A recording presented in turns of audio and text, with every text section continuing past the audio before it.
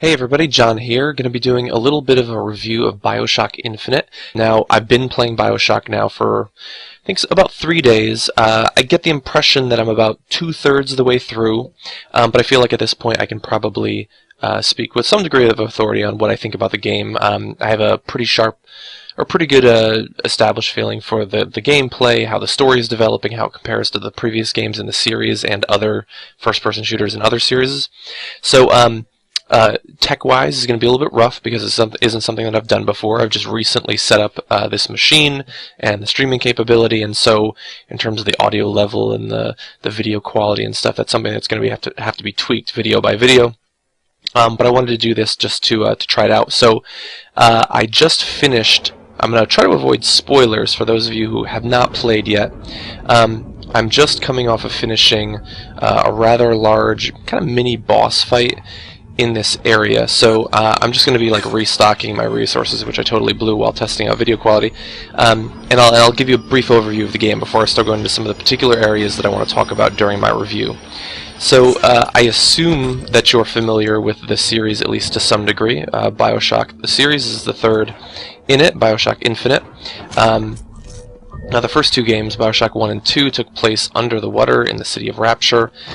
And there are some similarities, but quite a few differences between Infinite and the previous two games. Now, obviously, it's still a first-person shooter with, I'd say, a medium to medium-high level of customizability, sort of RPG style in terms of how you can customize your character. I mean, you have limited sort of gear, limited equipment that you can use in Infinite. You had like the tonics in earlier games in the series. You can customize both the guns that you have and also the magical abilities that you get, which are called vigors in this game. Here you see, for instance, some of the different, many of the different boosts that you can give to your guns. Now, before I get into specifics on the gunplay and stuff like that, just looking around this area, you get an idea of how different this game is in terms of setting than something like, I don't know, like a Modern Warfare game, a Battlefield game, something like that. So, the game takes place on Rapture. Oh, sorry, I apologize. I'm thinking of Bioshock. The game takes place on Columbia, which I think IGN summarized as sort of a land of magical racists floating in the air. And so it's all of these different islands. You can see some of the other islands and airships in the distance that are floating. This is taking place a little bit over 100 years before the present day. And you're a character who's sent here to retrieve a girl. She's actually following me around right now. I don't think that's really a spoiler since she's in all the screenshots. Her name's Elizabeth. We'll talk some more about the relationship you have with her a little bit later on. But you're sent here. You don't know a ton about the past of your character. It's sort of revealed through in-game audio files that you can uncover and things like that. But you're sent here to recover her. You do that fairly early on in the game, and then you are making your way through Columbia for the rest of it. So, as I said, it's a first-person shooter. It's got a lot of customizability, which I'll talk about shortly. I want to buy a quick... One of my favorite guns, the volley gun. Big fan of that, so I'll upgrade that. As I said, I blew all my resources in this last fight. I've temporarily taken down the difficulty setting for the purposes of doing this because I don't know if you've ever recorded video games while playing them. It's actually quite difficult. But yeah, so that's a basic overview. It's similar to the first two games in the series. It's a first-person shooter that has like a very strong philosophical underpinning to it. Now, whereas the first one, and I assume the second, I had not actually played the second Bioshock, but I did beat the first one, focused on objectivism, the philosophy of Ayn Rand. Oh, interesting. I can actually get in there. This one is sort of going over, I guess, the concepts of American exceptionalism, which we talked about in the common room, but also it definitely gets into some of the class problems in American history, the race problems in American history. Depending on your political persuasion, and I assume many of you NerdAlerters are probably liberals, I guess that the storyline could actually probably piss off some conservatives because it doesn't paint them in a very positive light. Okay, I really like that gun. I haven't had it in a while, so I'm going to switch to that. So I guess that could frustrate some people. Much of it, I would assume, much of the story in terms of the class problems that this city Columbia is dealing with are probably going to go over the heads of many of the people who will end up playing this game, and they'll just get in it, for the magic and the gunplay and the rest of the story. I guess the relationship that you have with Elizabeth. But it is interesting, and I would say that it definitely sets it apart from games like in the Modern Warfare series and things like that. I mean, they have stories, but if you've played one, I feel like at this point we've kind of played them all. No problem. Yeah, you gallivant around the world, a nuke goes off in this country invades America. Like, it seems like that's all of the Modern Warfare games that I've played in the last few years. So this game's very distinct, similar to how Bioshock was from first-person shooters of that time. But anyway, that's a basic idea, and I apologize if I'm getting a bit off track. It's easy for that to happen while you're playing, and while I'm not going to be providing story spoilers, this is actually the save file that I've been playing, so to some extent I want to do well. There are penalties to dying. When you die, you're automatically respawned by Elizabeth, but you do lose resources. There's no just, reloading save files or anything like that, or at least you could do that, but it would be very cumbersome. You wouldn't want to do it. So death does actually matter. If you die, you will lose money, and you want money. There's endless things to spend your money on. Need some help with this. Okay. I did not even realize I had enough lockpicks for that. So, I mean, if you want to increase your magical prowess, you want to increase your gunplay, like the strength of your guns and special abilities in regard to them, and also open up new options in terms of your magic abilities, you need money. So you don't want to die a lot. And so that's one of the reasons I lowered the difficulty. But anyway, there are a number of areas, I'm totally off track, there are a number of areas that I want to talk about in this little review. The first is the gunplay, because let's be real, this is a first-person shooter, and you get into this sort of game for a very different reason than you might into something like League of Legends, the new SimCity perhaps, if you've actually managed to be able to get on other servers. Like I said, I did not play the second one, but I can compare this to the basic shooter mechanics of the first one, and in my estimation, it is a big upgrade. My main complaint with the first game was that the gunplay was incredibly loose, incredibly arcadey, and I don't say that in a positive sense, even though there are some arcadey games that are awesome. This is not the case for Bioshock 1. Like, I felt like you never really had control over what you were shooting at. Perhaps just the sensitivity was too high. Maybe I should have adjusted that. But it was a common complaint, and it's something that they've been working on, and I think that it shows in this one. The shooter mechanics are much tighter. I mean, there are some guns like the sniper rifle, something like... let's see, she's throwing me money, that's always nice for her. I appreciate a lady who tosses me bills, or coins. So when you're using a gun like this, like, it's like scanline, like you need to hit that exact point. And so if it's like all over the place, that's going to be really frustrating, especially because in the early games, like the splicers are very fast moving, very fluid in their movement. And so it can be difficult sometimes just to track them on the screen. There is, like, I'm going to be honest, one of my criticisms of this game is that while they have made a lot of progress in that area... Oh, new vigor. Nice. Hopefully this won't be too much of a spoiler. While they have made progress in that area, I think that... What the fuck? Those bees or atoms? Let's see. Well, you're going to see a little demonstration. Return to sender. Press to generate a magnetic shield. Hold to absorb damage, and release to throw it back. That actually might be very useful, because you do take a lot of damage in this game. So what I was saying was that they have made a lot of progress, but I think that they could do more. I've definitely noticed that I waste a lot of ammo in this game, and I feel like, for the most part, in shooters, that's not really the case. I mean, I have a history throughout my life of playing shooters. I feel like I'm pretty accurate. It's probably not going to be displayed now since I'm distracted by talking. But yeah, I have a lot of experience with it. So I feel like it's still kind of loose. The enemies move pretty fast for the most part, especially some of them, like the handyman. That's pretty horrific. Watch out! Patriot! There you see one of our former presidents in robotic form. Let me try this shield. Okay, that's actually kind of cool. I apologize if that's a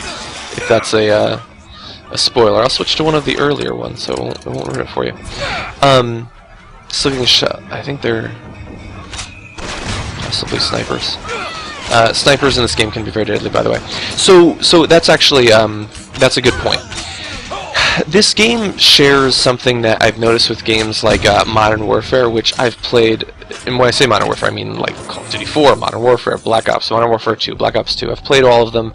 I know some of you are probably going to be first-person shooter elitists and say that, ooh, why would you play a game like that? It sucks. But they're popular for a reason. They have satisfying shooter gunplay. The story, not necessarily always that great, but the gunplay is pretty good. But the problem is that the the single-player gameplay, not as satisfying. I find that a lot of the time I'm ducking behind cover. When you get shot, and you will get shot because the enemies have incredibly good aim even from very far away on the higher difficulty settings, it jars your aim. You get a red flash. Like, I understand why they do that. It's supposed to, I guess, simulate like you're being shot, which would probably be a lot more devastating than that. But the problem is that when you're facing multiple enemies and they're from far away, you're just constantly being like bounced around, and that happens to some extent in this too. Certain guns, like the basic pistol, you might find yourself fighting against enemies from very far away, and early on when you don't have a lot of different guns to choose from, you might have to use it. It smokes a lot with every shot. Like even this one, to some extent. It doesn't last as long as with the regular pistol, and you might find yourself having a hard time tracking enemies from far away. So that's one of the major criticisms, and that's one of the reasons that I've gone on and on about this. They could make some changes, I think, for the next one to tighten up the gunplay a little bit more. Now, in terms of the actual combat, what's cool is that, as you know, you have a combination, or as I've said, of the guns and your vigors, your magical abilities, of which, I mean, I guess I just got the last one, actually. There are many. I'm not going to explain all of them, both because you can find out about that on GameFAQs, but also because I think part of the fun of the game is in discovering them. Like, I didn't know about that last one I got until right now. And that's cool. So, for instance, this is a charge ability. Now, what's cool about that is you have 2 guns and 2 magical abilities that you can have out at any time, and it's easy to switch between them. And that allows for basically as much customizability as you could ask for in terms of how you approach the game. I tend to like, for instance, I've settled on this grenade launcher, basically, the volley gun, and this hand cannon, an incredibly powerful, slow-firing revolver. But if you wanted to, if you prefer shotguns, say, or even meleeing, you can use a combination of vigors and equipment that definitely benefit that. If you want to use sniper rifles and stay really far away, you can do that. You even have defensive vigors that you could use in that event. Unfortunately, no healing. That would be cool. And so part of the fun of the game is early on, you're learning to combine your vigors, you're learning to use different guns, and they've really made it so you can... some retro music. You can really approach the game however you want. And regardless of what approach you like to take in shooters, you'll probably find that you're able to do it in here. Everything from, you know, machine gunning to, as I said, shotguns to sniper rifles, everything, rocket launchers and grenade launchers and things like that. I'm totally getting lost. And I have a feeling I've been doing a very good job of meticulous scanning of the environment and finding secrets and things like that. That's going to totally go to shit because of this, unfortunately. But see, that's a sacrifice I'm willing to make for you guys. So that's the gunplay, and overall, I give them pretty good marks for that. I think that it stands up very well to other shooters outside of the Battlefields and the Modern Warfares and things like that. especially when the game has so much to offer in other areas. And so that's the next area I want to talk about, the story. As I said, I'm not going to spoil things, but I will say that what I like about the game is you'll find yourself, at least up until the point where I am in the game, being pretty confused about exactly what's going on. And that might sound like a bad thing, but it's actually a strength. Just like in the first Bioshock, if you have experience with the series, one of the cool things about the game is it's not spelling out everything that's happening to you. You sort of are discovering things as you go along, and so I don't actually know what's going to happen in the end of the game. I don't know what some of the characters' motivations are. I don't actually entirely know what my own motivations are in the game as the character that you play. That's pretty cool. I can't even hear what she's saying right now, but hopefully you guys are appreciating it. And so that's pretty cool. It's not a stereotypical military shooter, and after playing many of those, I like that. It feels more like what I consider to be sort of old school first-person shooters like Half-Life 2, Half-Life 1. Yeah, Quake didn't have that strong of a storyline, but older shooters like that didn't feel like, you're a member of this military unit and you're going to do this mission. It's much more personal, I guess, and I think that's one of the things that draws people to the Bioshock series. And Infinite not only has that in terms of interesting characters that you'll come across, interesting choices that you'll make. I don't know long-term how important the choices will be. I don't know if it's at the level of, I guess, like a Mass Effect or the Witcher series or something like that, but at least seems like the choices that you make matter. And I like that, even if it ends up being superficial, which remains to be seen. So you have choices. Some of the choices seem incredibly symbolic, which is cool. And so if you're into that, you're going to have that here. And also, as I've talked about, it's a very interesting setting. Like, I found myself, even before I started playing, and certainly since I've started playing, I wish that I had thought of it so I could write novels set in this setting, because it's really interesting. It's just like an oddly, it's not steampunk, but it has sort of elements of steampunk, the combination of technology and magic, but in a setting that's very true to the American historical experience, which I think is cool. So that's the story. I will point out now, I was going to wait until later, but probably one of the things that I like the most about this game compared to other shooters is it's sort of a dedicated single-player co-op experience, which might sound weird, it might sound like an oxymoron, but your relationship with her is so much more than what you might expect out of, there's like, I guess, escort missions in other games. Like, you never feel like she's a detriment. She's actually sort of invulnerable to damage, which, if you told me early on that's how the game was going to be, I would have said, no, you don't want to do that. That would be so unrealistic, but it works out. And so not only do you not have to worry about constantly protecting her, but she helps you in a number of ways. She has skills, like as you've seen, she can lockpick doors.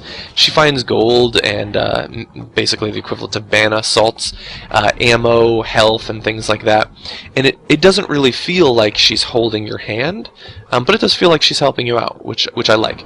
And because of a combination of both scripted sequences, or semi-scripted sequences, I guess, and also little conversations they'll have as you're running around, she's very well fleshed out as a character. Like, I don't doubt that long-term she'll go down, at least on top 50 video game characters, I would say. I don't think that's hyperbole.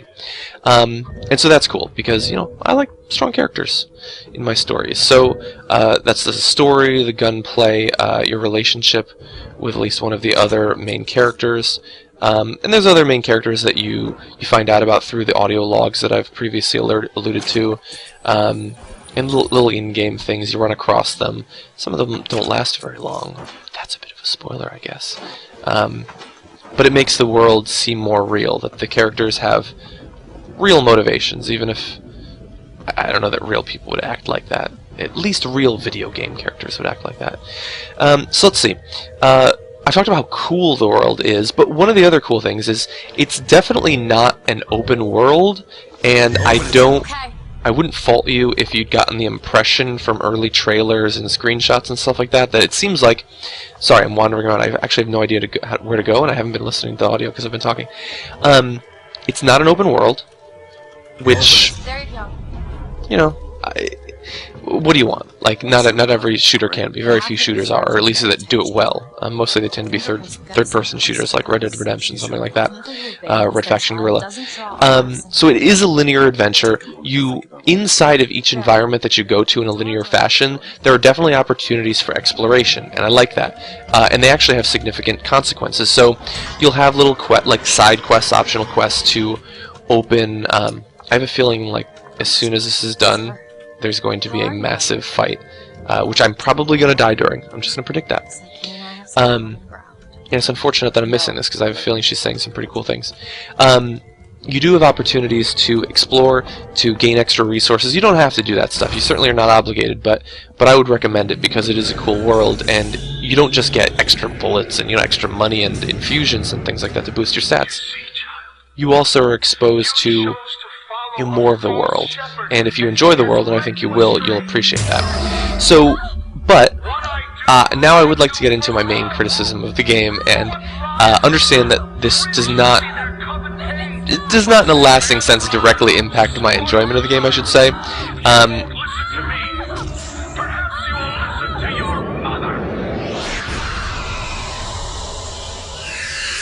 Well, that's traumatizing. Kind of reminds me of Dead Space. So, I hope that we get out in an area where I can demonstrate this. So this is not something that's unique to this game. Games like the Fallout series and Borderlands and Diablo and Dead Island, they all have this in common, and it's something that I will explain why they do it, but it bothers me anyway. And I'm kind of sick. Oh, wonderful. Huh. Instantly, there goes my shield, the little yellow bar up top.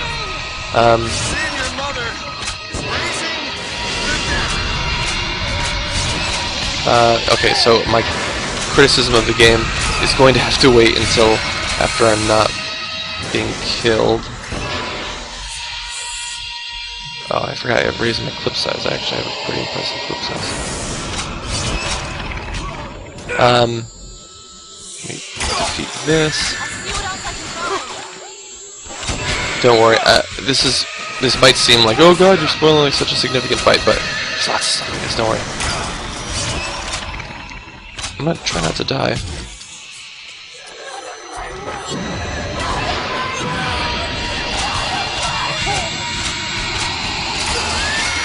Probably best to focus on her, because it seems like she's the type to keep raising those soldiers to help her out. And also, thankfully, it was one of the fights where then they all go away. So that worked out pretty well for me. So, let's see if this is an environment. Look at all the bodies that I'm capable of searching here.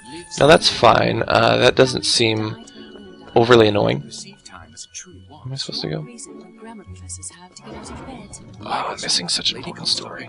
I hope you guys appreciate my sacrifice. Now imagine if there's things on here, little bags you could get into. Imagine if each one of these coffins could be searched. Many areas of the game, in fact, like the vast majority, each one of the, like as an equivalent, each one of these you'd be able to search. Each one of the coffins you'd be able to search. There'd be garbage cans around the outside that you'd be able to search. There'd be bags spilled when, rich white folk got gunned down that you'd be able to search.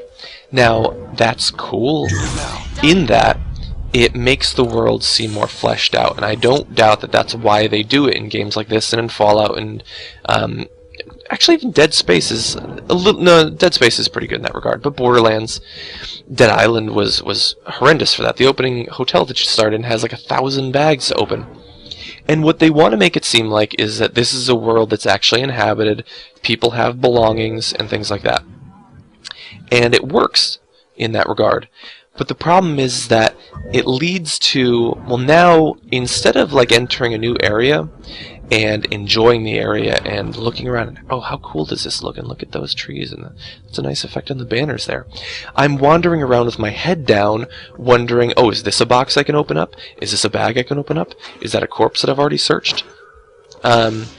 And unfortunately, even though I knew I wanted to talk about this, see, oh, there's a crate, but you don't know until you go up to it that you can search it. So you spend much of your game around the periphery of the level with your head down, searching stuff. Oh, that's kind of cool. That's a cool touch that you can search him. Founder lies. Yeah. And the problem is that then you don't feel, or at least I don't feel like I'm going around and really enjoying the environment. I feel like I've got my head down, I'm searching for loot, and the thing is, as I told you about, there's a lot of customizability in this game, and the money really matters, and ammo is to some extent a little bit limited. You see that I only have 15, I can't even reload this gun right now. And so you don't want to miss out on it, because you don't know that this box might have 50, you know, their equivalent of silver pieces, which are very significant. I have a feeling like I'm supposed to do something, but I wasn't able to hear it. And so that's unfortunate. Like I said, I understand why they do it. In certain games, like in Fallout, I can totally get that, but I would prefer if at least they glowed like in a Diablo, or like you could activate your Z like in a game like The Witcher 2, so you know which ones, or maybe you could search the whole area by pressing a button or something. I think that would be a reasonable sort of halfway little step. You'd still have you'd still be able to like feel like it's a living world instead of just, oh, there's bags on the ground, I know I can't search them, but you wouldn't feel as obligated or something to that effect. Like I didn't really have a problem in old school games just running across the bullets to pick them up. Like especially, this might seem like a weird tangent to go on, but everything you see you're gonna pick up. Except for the guns, perhaps, when you have two guns that you like. Like, you're never going to be like, oh, I don't need that apple. Because there's no inventory in this game. She doesn't belong. That's bizarre. Like, there's little potions for extra mana. But you can't hold any for later. You either drink it, or you don't drink it. So why even give me the option to pick it up or not? I'm obviously going to pick it up. So, yeah, that's my main criticism. It may seem like nitpicking, but it gets annoying when I just want to explore this world and appreciate the story. I don't want to be walking around with my head down the whole time, which I've actually been doing during this review. So that's my main criticism. My main compliment to the game is what they've done with... although this is similar to Bioshock 1 and 2, the combination of the gunplay and the magic play, and incentivizing either one of those, you can focus on either if you spec out the right way and spend your money the right way, and also the addition of Elizabeth right here. She's a very cool character, and also she adds a lot to the gameplay, I think. And I don't know that games in the future will really be able to manage that without seeming like they're ripping it off, but maybe. Let's see. I assume that you probably know this if you've been following the trailers and the run-up to the game. There's no multiplayer. I don't know if that bothers me yet, because right now I am focusing obviously on the single player. I still have to beat it. I would take it.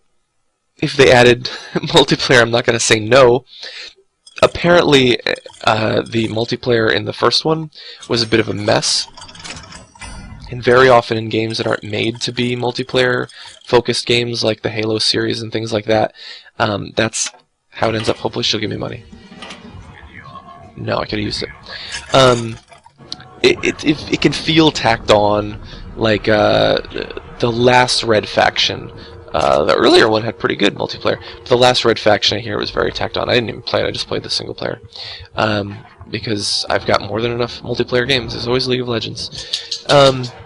So they don't have that. So, you know, in terms of value, if you're thinking about playing this game, that's something to bear in mind. I don't know yet about replayability.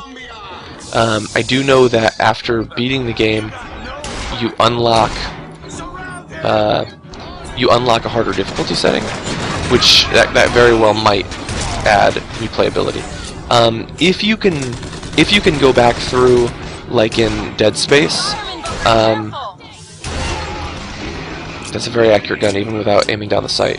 And in this game, I'm not a big one for aiming down the sight, because on PC you have to press Z. Your right mouse is actually your magical abilities instead of ADS, which it would normally. That was pretty awesome. Which it would normally be. So it's kind of awkward actually to aim down the sights. I guess I should have mentioned that during the gunplay section. You know what? Let's blow these dudes up. One of the cool things is that each of the magical abilities has multiple modes. So you can either throw, for instance, these little flaming grenades and totally miss, you know, if you're into that, or you can put down a little trap. Actually, early on, all of them. That seems to be the secondary mode, but that's not the case later on in the game. Oh, cool. Thank you. See, look how helpful she is. She found stuff.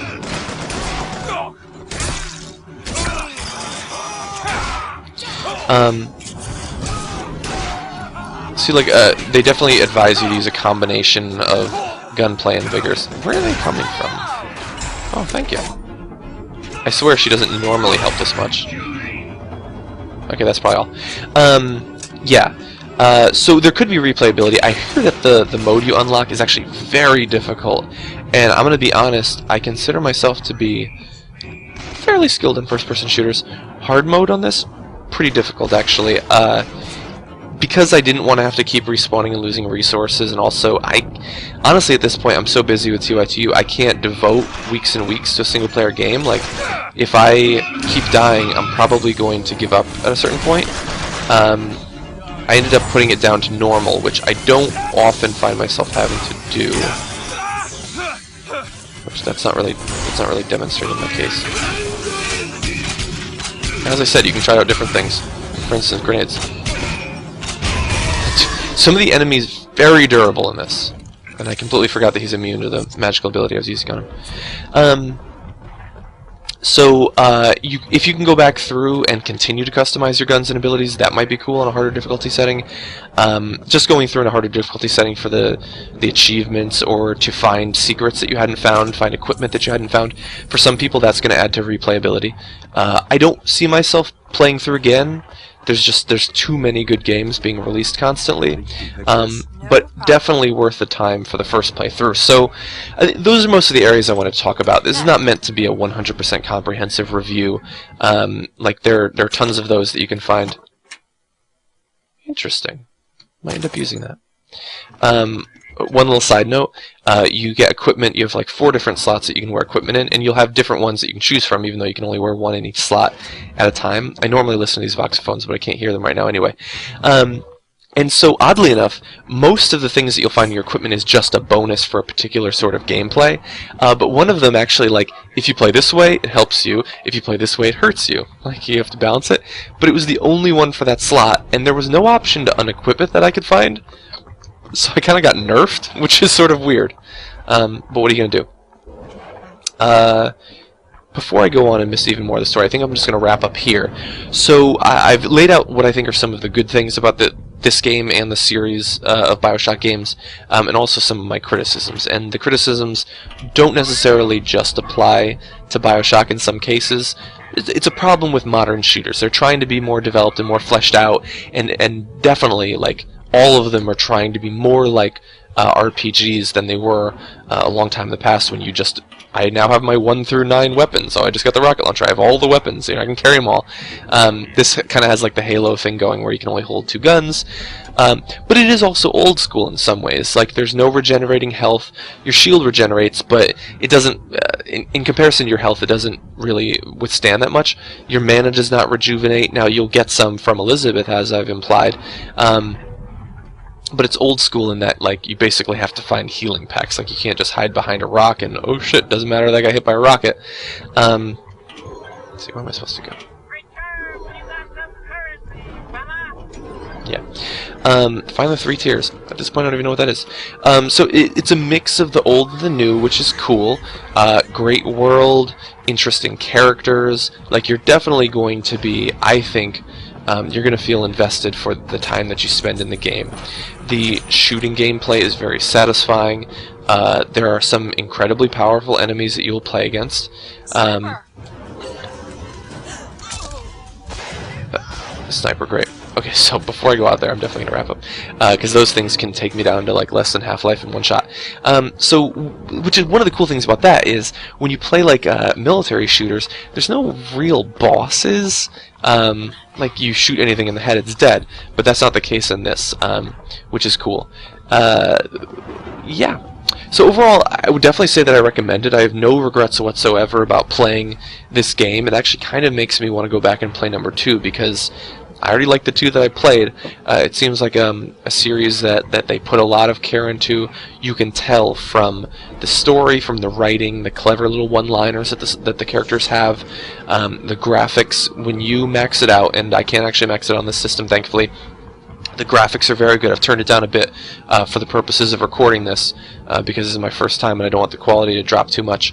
The graphics are very good, high-quality textures. The animations are cool. The little things like the sound and the music are cool too. So you're going to find a couple of little Easter eggs. Oh, my dog's here. Say hello, little buddy. So you're going to find some old retro, I guess mostly 80s, maybe some 90s songs that have been redone in the style of, like, I guess the teens or the 20s, which is cool. It actually kind of reminds me a little bit of the Fallout series, how they'll do that too, and the music was one of the high points in that series. So the sound quality, like, there's a lot to like about this game.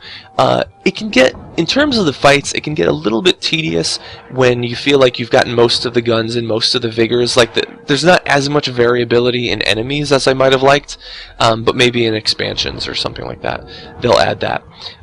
Overall, yeah, so I'm going to say I very much like it. I know that Kim hasn't had as much time to play through it, but I think that at some point she'll probably record a video of her thoughts. So yeah, those are my thoughts about Bioshock Infinite. I know that this wasn't a very typical review. Like, it's certainly less efficient than simply sitting down and talking to the camera.